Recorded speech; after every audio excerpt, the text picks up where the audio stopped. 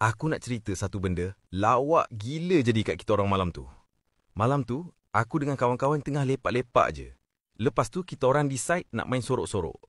Salah seorang kawan aku ni memang suka buat prank. Selalu je kena-kenakan dengan kita orang semua.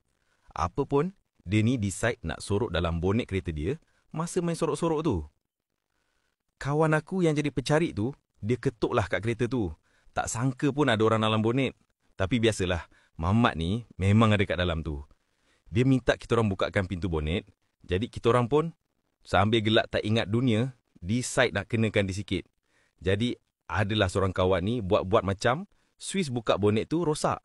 Sampailah dia sedar memang betul-betul tak boleh buka. Momen paling kelakar, for sure. Masa kawan aku dalam bonet tu sedar yang bonet tu tak boleh buka sebab dia sendiri yang dah kunci dari dalam. Reaction dia masa tu lebih kurang macam, "Ya ampun, aku akan terperat kat sini sampai bila-bila ke ni?"